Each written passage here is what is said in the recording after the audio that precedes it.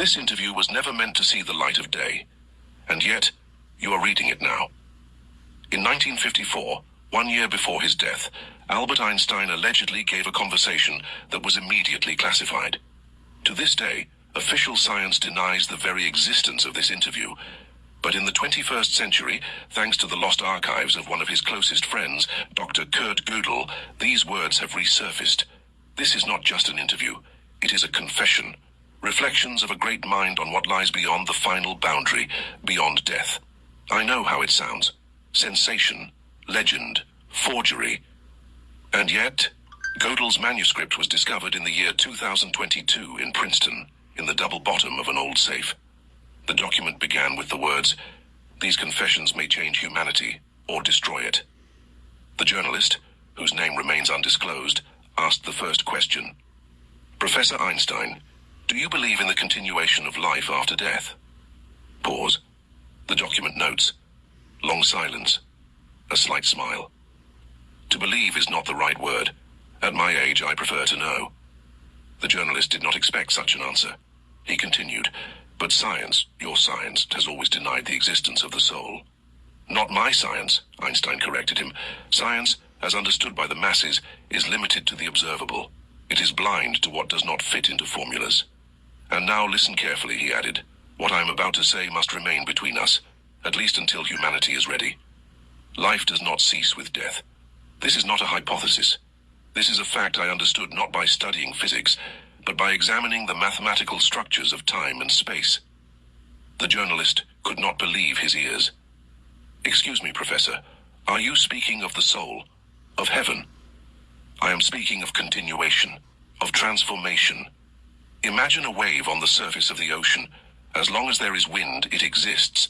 But even when the wind stops, the water does not disappear. The wave is no longer visible, but its energy remains in the ocean. Human consciousness is that wave. The body is merely a temporary form in which this wave manifests. When the body dies, consciousness does not cease to exist. It returns to the ocean." It took the journalist several minutes to process what he had heard. "But how does this align with the theory of relativity?" "Ah," Einstein smiled. "The theory of relativity concerns matter and energy. But another element has always eluded the formulas, the observer. Consciousness itself is not a product of matter, it is primary. The entire universe exists because someone perceives it. This is an ancient truth, intuited by mystics. I arrived at it through mathematics. The double-slit paradox, the entanglement of quantum particles, all this points to one terrifying but beautiful thought. Consciousness shapes reality. And after death, this interview was never meant to see the light of day.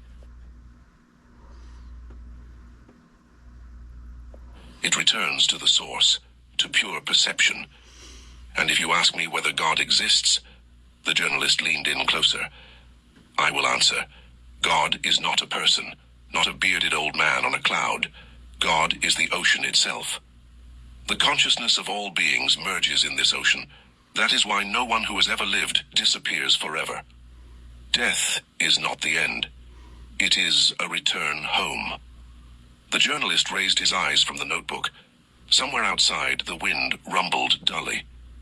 The spring of 1954 was cold and restless. "Professor, forgive my bluntness. But how can a scientist of your level assert something so metaphysical?" Einstein leaned forward. His gaze became serious, almost heavy. "You think this is faith?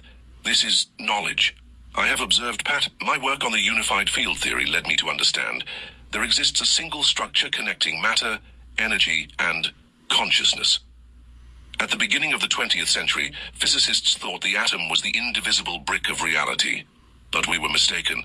Beyond the atom lies emptiness. Beyond the emptiness in vibrations, the hum of the vacuum. And beyond that," Einstein paused, "mind. Are you familiar with the Einstein-Podolsky-Rosen paradox? Yes, quantum entanglement. When two particles, once having interacted, remain connected regardless of the distance between them. This is not just physics. It is a hint. Connection is the foundation of existence. If particles can be connected across space, why cannot consciousnesses be connected across death?" The journalist swallowed hard. The room noticeably grew colder. "Professor, but this means..." "Yes," Einstein nodded.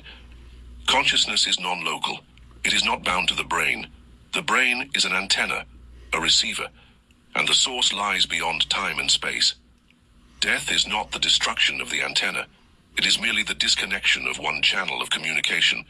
But the ether remains, like radio waves that continue to exist even if the receiver is broken. The journalist looked back at his notes. His hand was trembling. "Forgive me, but why did you decide to speak about this now?"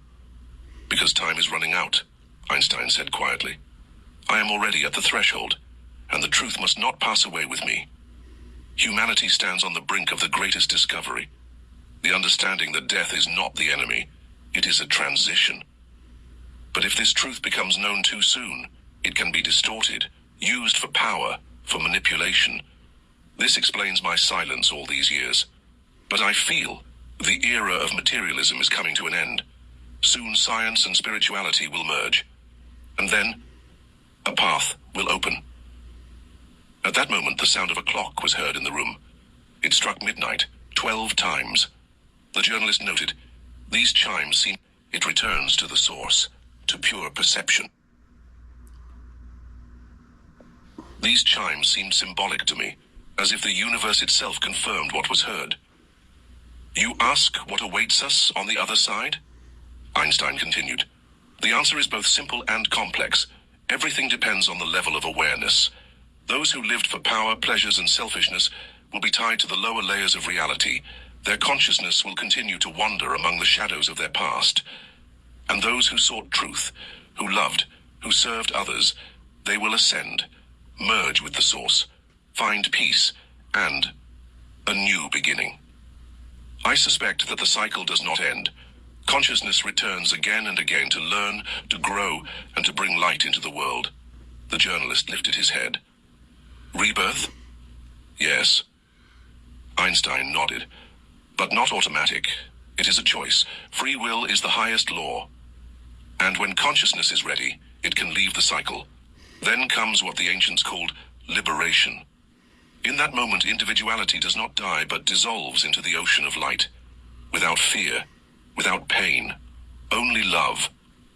He looked out the window into the dark night sky. "We are all travelers, and death is not a wall. It is a door." Silence hung in the room. The journalist felt that if he asked even one more question, he might hear something that would change him forever. But it was impossible to resist. "Professor, if this is so, why do other great minds not speak of it? Why the silence?" Einstein smiled sadly. "Because the truth is both too simple and too dangerous. The scientist fears being ridiculed. Religion fears losing power. Politicians fear losing control. Truth is free, and everyone who is accustomed to ruling fears freedom. Some knew. Newton, Planck, Tesla, even Darwin, by the end of his life, suspected that something greater than mere chance lay behind evolution. But each of them chose silence or spoke in allegories. I myself was silent almost my entire life. Only now, as my body yields and my spirit prepares for transition, do I feel the right to speak openly." The journalist recorded every word.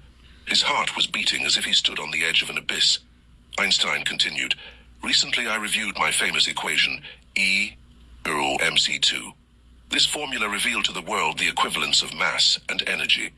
But there is another level, which I have not spoken of publicly. Consciousness is also energy, a very subtle form of energy, and, by analogy, it can be transformed. When the body dies, the energy of consciousness passes into another form. In other dimensions, it is called by different names: soul, Atman, quantum of consciousness. That does not matter. What matters is that it continues." The journalist quietly asked, "Then death does not exist?" "Death exists, but not in the way people understand it. There is the death of form, the death of the body. These